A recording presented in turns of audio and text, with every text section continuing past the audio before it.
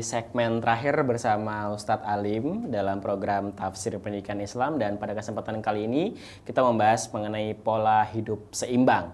Nah, di segmen terakhir ini kita berikan kesempatan sekali lagi buat pemirsa yang ingin bertanya, bisa line SMS atau juga line telepon di 081191330000.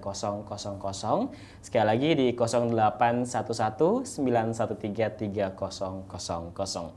Nah, ada pertanyaan nih Ustadz Alim dari line SMS. Pertanyaan seperti ini. Assalamualaikum warahmatullahi wabarakatuh. Waalaikumsalam warahmatullahi wabarakatuh. Ustadz, saya mau nanya. Saya kerja di perusahaan orang Nasrani, dan ketika saya sakit, saya berobat di perusahaan tersebut. Yang maksud penanya ini adalah di perusahaan Nasrani itu juga. Kira-kira bagaimana? Maksudnya apakah ini boleh atau hukumnya seperti apa? Kurang lebih seperti itu. Karena ini juga banyak terjadi. Teman-teman saya juga pertanyaannya sama seperti ini. Terima kasih pertanyaannya. Bismillah, alhamdulillah, wassalatu wassalamu ala rasulillah, amma ba'du. Jadi berobat di perusahaan Nasrani karena dia kerja di tempat Nasrani gitu ya. Iya. Bagaimana hukumnya? Jadi sekali lagi kaitannya dengan masalah tema kita pada kesempatan kali ini dengan pola hidup seimbang ya. Seimbang, kita juga punya hak untuk merawat fisik kita dan juga rohani kita. Jadi secara fisik tadi bagaimana kita diperintahkan untuk berobat ya. Iya. Maka berobatlah dengan cara yang halal.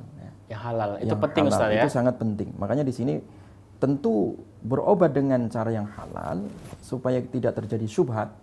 Maka carilah ya dokter yang halal gitu ya, dokter yang muslim misalkan. Takutnya emang obat-obatnya dari yang haram juga.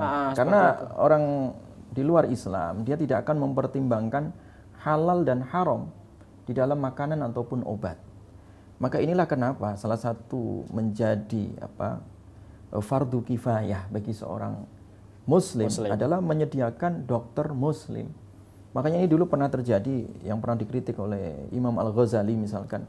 Pernah di Baghdad itu ada 17 fuqaha ya, para ahli fikih ya. Tetapi pernah terjadi bahwa ada ibu-ibu muslimah ya, ketika mereka melahirkan, mereka mencari dokter muslim ya, atau muslimah itu sangat susah sekali gitu. Sangat susah sekali.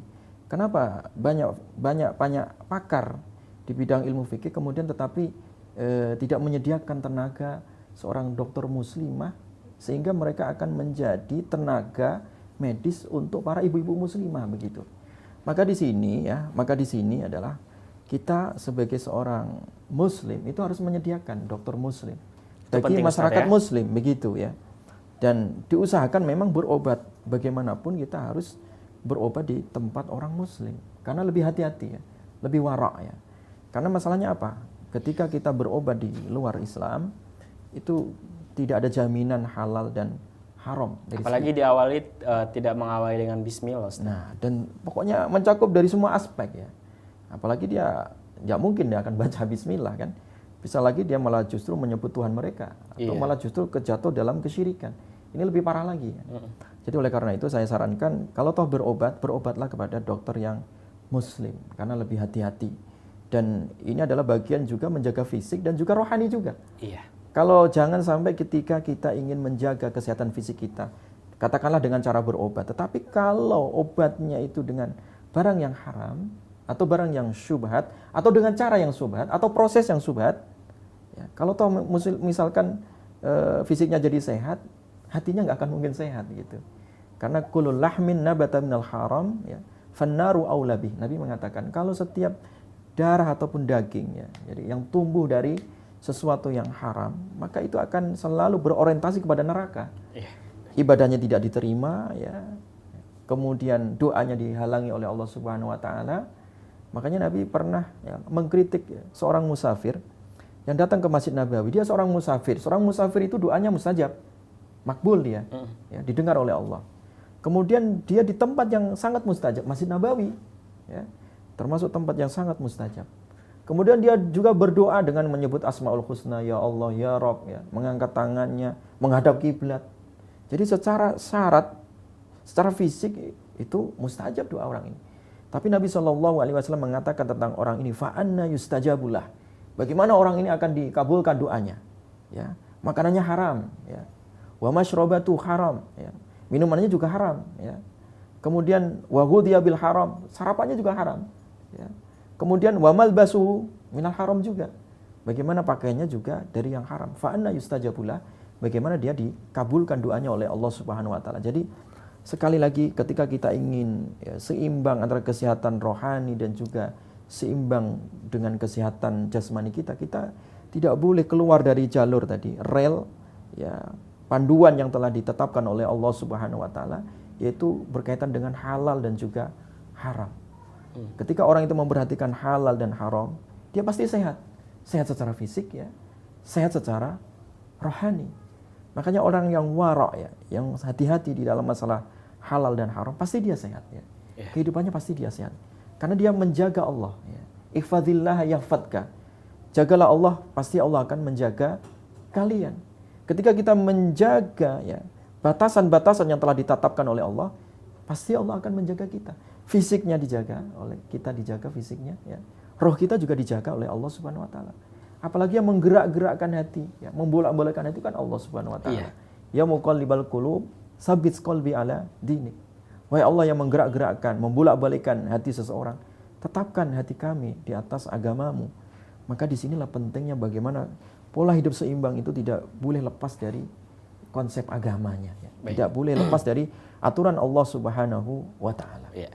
Baik, semoga bisa menjawab pertanyaan dari penanya tadi. Jadi kita harus mencari dokter yang muslim supaya bisa hidup sehat terus sesuai dengan syar'i umat Islam.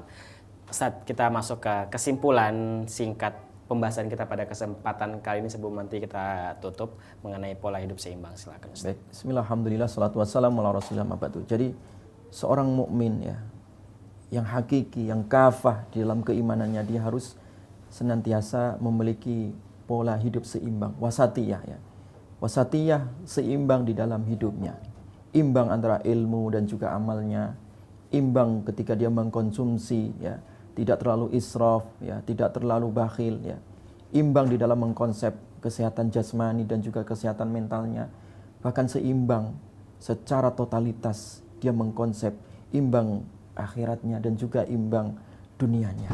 Jadi hendaklah kita mencari akhirat dan juga kita tidak boleh melupakan kehidupan kita di dunia ini. Karena pola kehidupan yang seimbang ini adalah kehidupan orang-orang yang adil. Orang-orang yang adil inilah orang yang pantas memimpin muka bumi ini. Yang pantas menjadi khalifatullah fil ard. Khalifah Allah di muka bumi ini.